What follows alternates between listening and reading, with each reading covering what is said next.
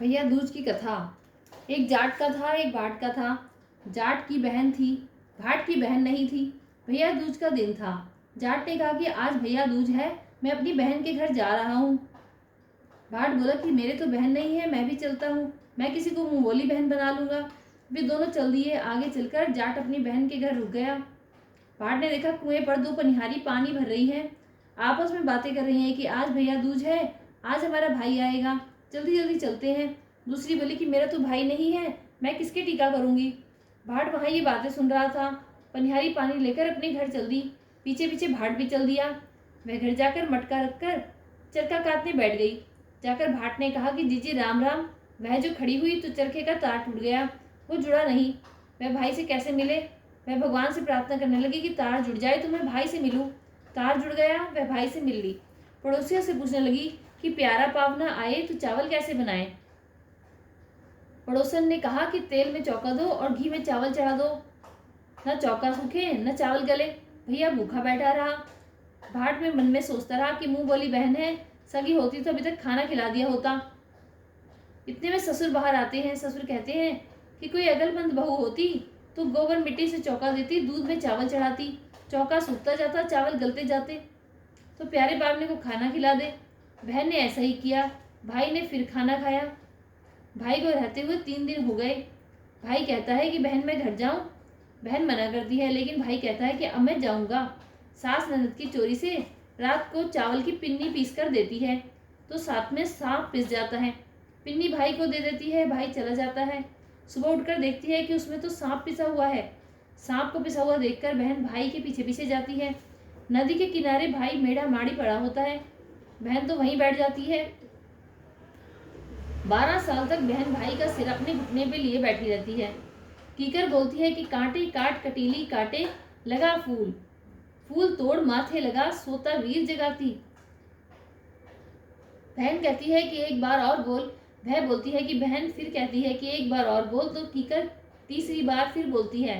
तब बहन फूल तोड़कर भाई के माथे से लगाती है, तो भाई खड़ा हो जाता है और कहता है कि बहन आज तो मैं बहुत सोया। बहन कहती है कि तुझे तो 12 साल हो गए सोए हुए। भाई बहन से कहता है कि अब तुम घर जाओ। तो बोलती है कि भाई मैं घर कैसे जाऊं, मुझे तो 12 साल हो गए। सेज भरतार छोड़ा, पूत पालने छोड़ा, दूध औतर छोड़ा, घर के बाहर से ही तेरे पीछे चली आई, अब तो भाई तेरे साथ ही चलना होगा।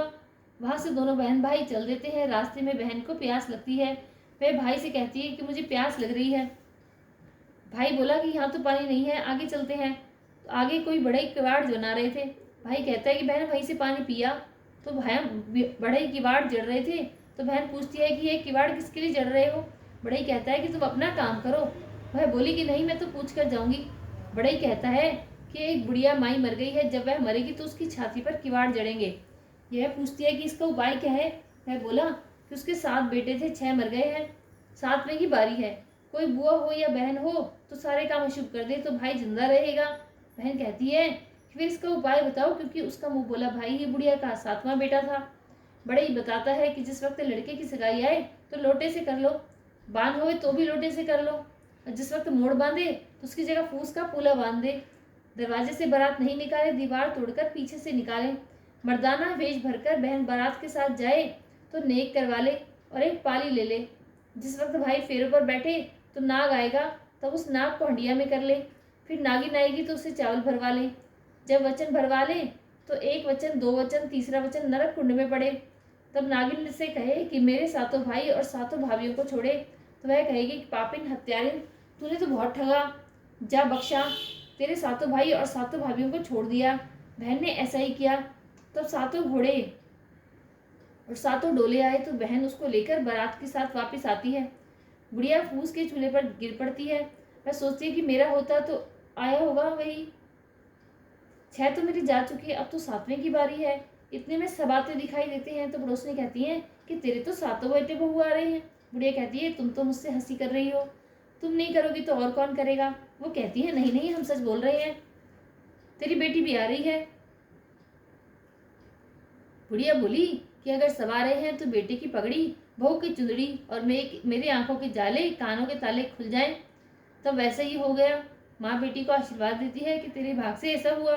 बेटी कहती है कि नहीं माँ, तुम्हारे भाग से ऐसा हुआ। फिर वह बुढ़िया को सारी कहानी सुनाती है तो सब खुश हो जाते हैं। बहन भाई को और माँ बेटी को बहुत धन देती है और विदा करती हैं। जैसे भाई उसको मिला ऐसे सब किसी को मिले, जैसे उसकी भाई की रक्षा करी ऐसे हमारी भाई की भी करे। बोलो कार्तिक के ठाकुर की जय, तुलसी मैया की जय।